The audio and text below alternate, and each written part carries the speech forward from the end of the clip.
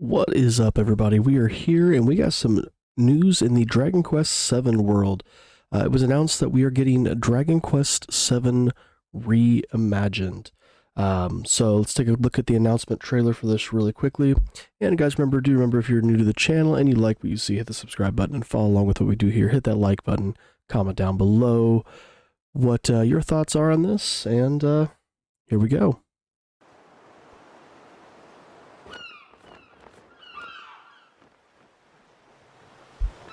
This beautiful 3D world here.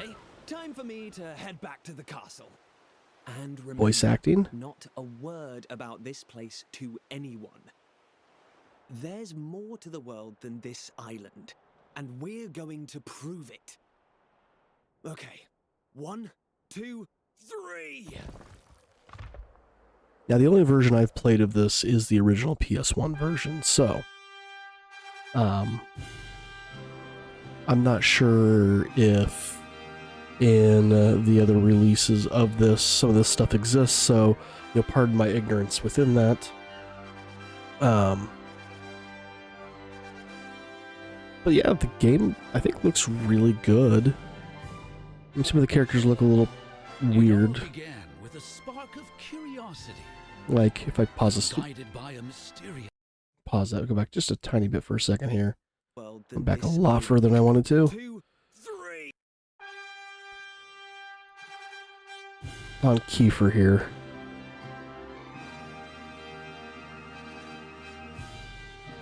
Like, something looks a little off about his face. Like, it almost kind of reminds me of the puppets in Team America World Police. Just something about the blockiness of his face. Yeah, that. There's just something about that looks a little weird. Anyway, back to this. I'm sorry. Especially that open mouth scene there. Get the ship there. We're running around the beach of the starting city. The ruins. Guided by a mysterious tablet, a group of young heroes Magic carpet. Looks like we got some new puzzle aspects here. Let's go back. Guided by a mysterious tablet, a group of young heroes embark. So there was this. This is one of the first dungeons you go into, where you have to push the colored orbs into each other to shatter them. But with this, there's like a 3D element to it now. And again, maybe this existed. I think it was was it on the DS or 3DS where we got the remake of this. But anyway, you'll watch when they do this, the blue is gonna fall down. To reclaim a lost world. And we have the on-screen enemies, so you can actually avoid random battles if you want to.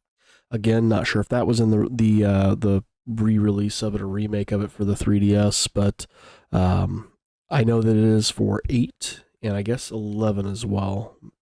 Not sure about 9. I'm assuming 9 would be too, but still.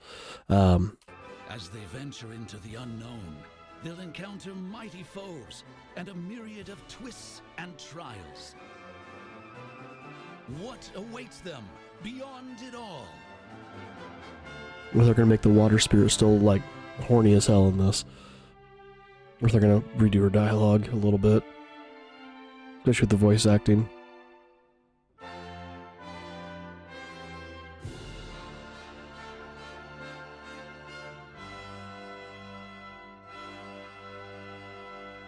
Is it Melvin, the hero? Is his name Melvin? I forgot. So we're getting it. Dragon Quest VII Reimagined. Reimagined, coming to basically all systems February 5th. It's going to be released on Switch, Switch 2, PlayStation 5, Xbox X, Steam, and Windows. So that's awesome. We're getting a lot of Dragon Quest stuff. Last year we got Dragon Quest 3 here is at the end of October, I think? Let's see. At the end of... Where'd it go? Yeah, end of October we're getting Dragon Quest 1 and 2. And then we're jumping to 7. So are we going to see 4, 5, and 6? 8, done in this 2D HD style. This isn't really necessarily a full, 2D HD style. I mean, it kind of is. If we jump back to that overworld screen, we saw them moving around here. Lost world. There. So, I mean, it's a little bit like that. It's a little bit more 3D than the 2D HD, but it's in the kind of like that same vein. So this is cool. And again, that's coming February 6th. February 5th of 2026. So this makes me wonder, are we going to be seeing a Dragon Quest 12 here in the near future? Then are they kind of like rebuilding the hype for the Dragon Quest series to then do the new launch for Dragon Quest 12? Is this Square just following in the footsteps of what they did for the Pixel remaster? The Final Fantasy series, but again, these aren't pixel remasters of Dragon Quest. These are this 2D HD style. So it's not, like I said, not completely in that same vein, but this is kind of cool. So we do have it here. I got it pulled up here on Steam. You can pre-purchase it. It's going to be $60. Which, when you look at the other ones, I mean, they're 60 as well. And the length of this game is much longer than those three. So I think this one warrants a little bit closer to the 60 than the other ones. Even though this game is very, very tedious. I just finished my playthrough of it not too long ago. But it was a good game. Definitely not my favorite, though, of the ones I've played thus far. There is a deluxe edition, and it looks like, for the most part, all the deluxe edition gets you is early access, unless it shows something else down here. So let's kind of take a look about this really quickly. We do have the early bird access here, where it looks like you're going to get 3 seeds of proficiency and the Trodaine Togs, that appearance-changing costume for your hero. And that's just for pre-ordering. This is not the deluxe edition. Purchase bonus, you're going to get a silver slime shield that can be received again from the claim specials. Okay. Oh, here we go. Here's the deluxe edition stuff. So it includes the full game, additional DLC sets, and 48 hours of early access to the game. So it contains the reimagined base game, additional DLC sets, the Road of Regal Wretches, Luminaries Library, and jam-packed swag bag. It does say some items in the additional DLCs can also be attained by progressing in the game. So these are, look like maybe like bonus games almost, based off what I'm reading down here. Also, you'll get a White Wolf costume for Ruff. That's with the digital deluxe. So a lot of this is in the battle. So these are battle arena things, it looks like. So yeah. When we look at kind of what's here, there are some supposed changes. It talks more about the game itself. Nothing new really there. There was, here we go. Classic combat improved. The combat has undergone significant changes. Turn the tides of battle with new vocational perks. Each vocation has its own unique ability, from all-out attacks to those that support your allies. Battle speed adjustments and an auto battle feature are also available. Battles can progress without interruptions between each turn, depending on the tactics selected. And when on the field, players can preemptively strike monsters and instantly defeat them if the monster is weaker than the party. So it allows you just to kind of bypass some of those longer battles. I also find this interesting right here, and again, I don't know if this is in the 3DS version or not. This Moonlight and level up 2 vocations at the same time. Customize your playstyle with the new Moonlighting mechanic. Having 2 vocations assigned at once provides access to the skills, magic spells, and unique perks from both. I'm wondering if this is not going to be like what they did with Final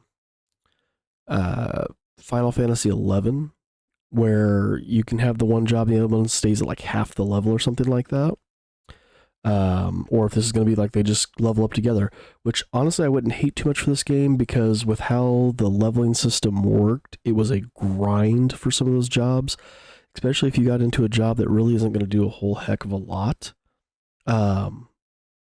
So you can grab some of those jobs while also focusing on the jobs that really are going to lead to things like the luminary and the was it the hero, whatever the advanced tier was, because you had your intermediate jobs and then those advanced tier jobs.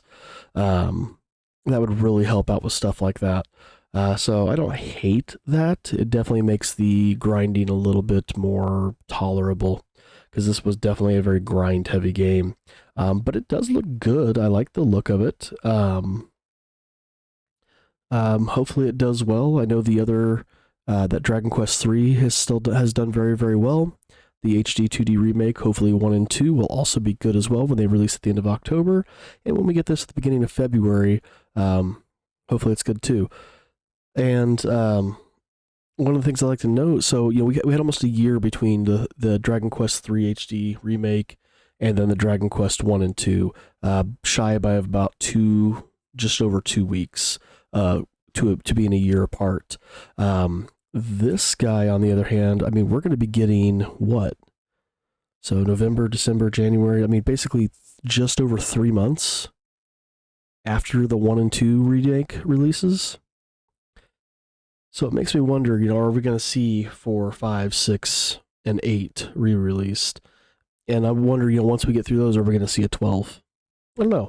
Let me know in the comments below what you think about that. I am kind of excited to see this. I don't know if I'll pick it up right away, having just recently played it. That I am currently doing my first playthrough through 8. And then I'll be starting into 9 and then 11.